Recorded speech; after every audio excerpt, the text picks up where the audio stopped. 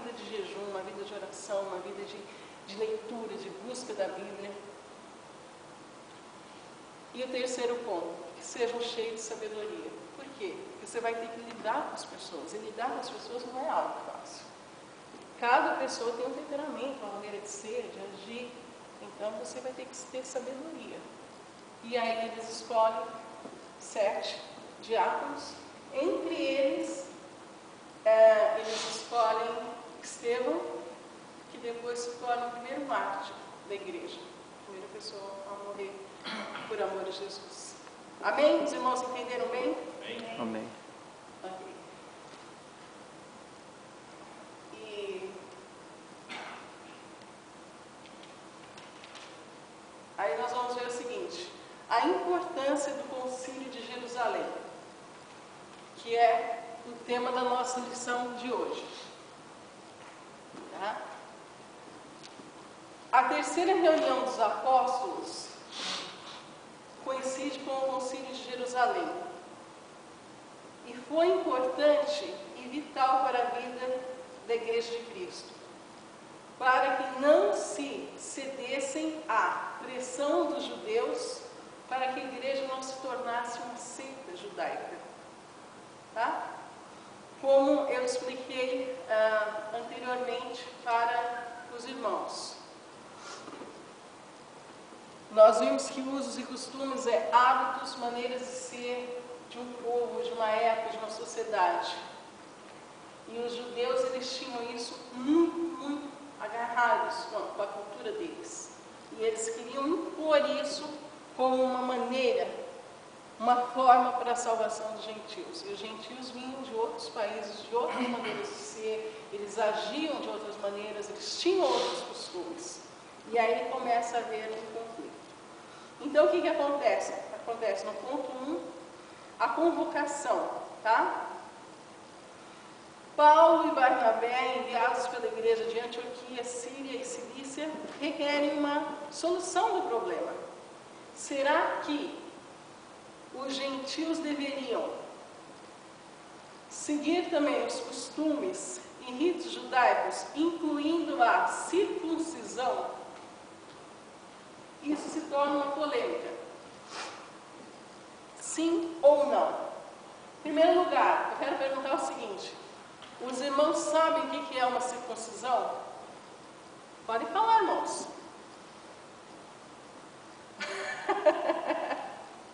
Está todo mundo acordado? Era um costume judaico?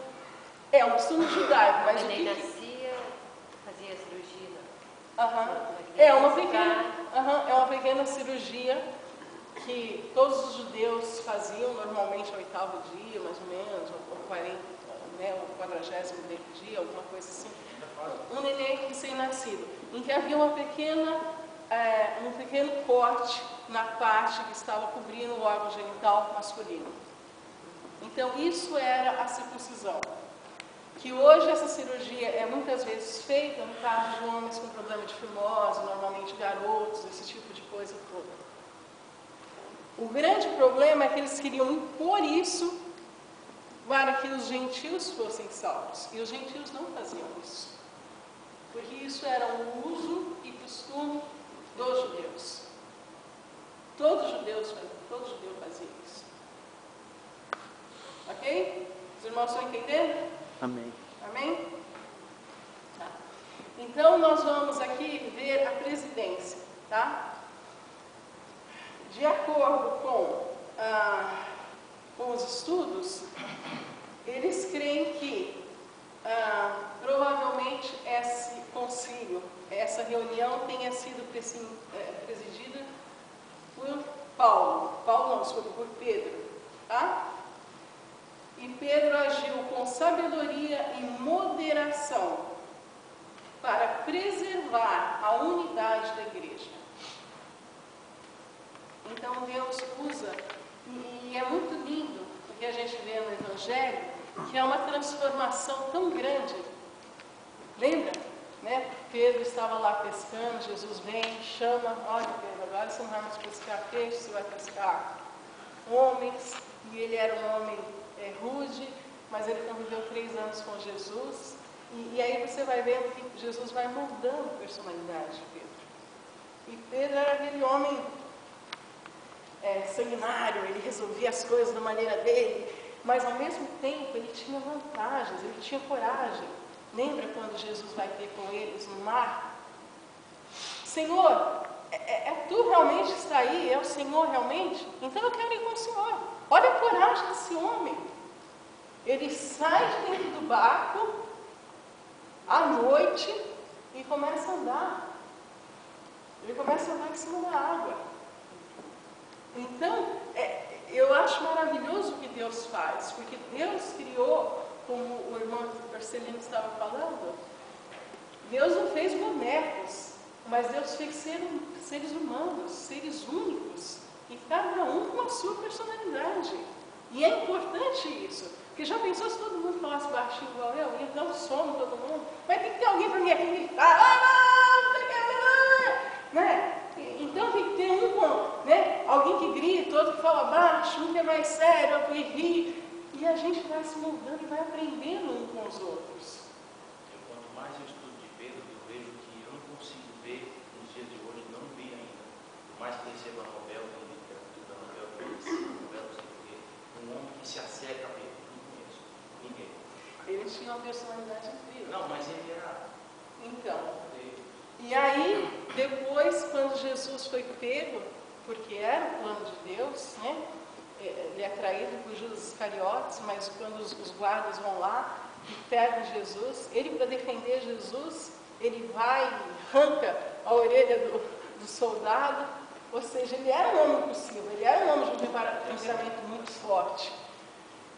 E depois ele nega Jesus ao mesmo tempo, mas quando ele é batizado, quando ele recebe a virtude vinda do céu, no dia de Pentecostes, depois de 3 anos do trabalhar de Deus na vida daquele homem, ele se transforma. Ele usa aquele temperamento agora forte para ter autoridade vinda do céu, porque isso, irmãos, é uma coisa diferente. Você querer impor respeito por gritar com as pessoas, por intimidar as pessoas, por imposição, ou quando Deus te dá autoridade do céu. E aí é isso que nós vemos agora.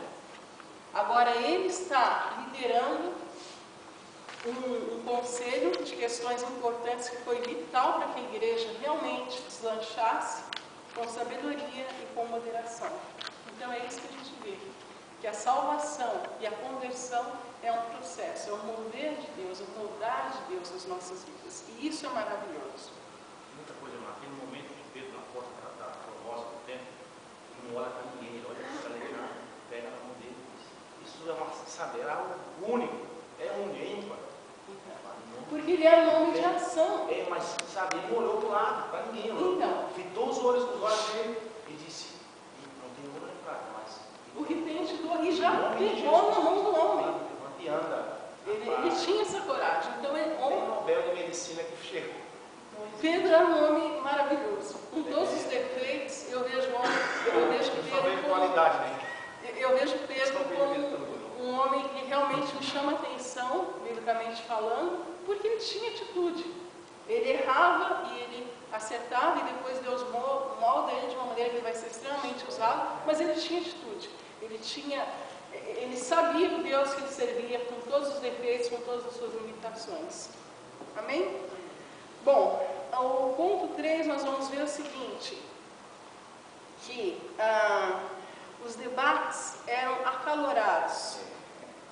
Ou seja, você imagina você reunir pessoas de vários idiomas, de várias culturas, de várias maneiras de ser diferente. E adultos, né? E aí eles começam a falar, né? Os judeus começam a falar, é necessário circuncidá-los e determinar-lhes que observem a lei de Moisés. Aí Pedro se levanta com autoridade de Deus. Olha que coisa bonita, irmãos. Eu sempre peço para Deus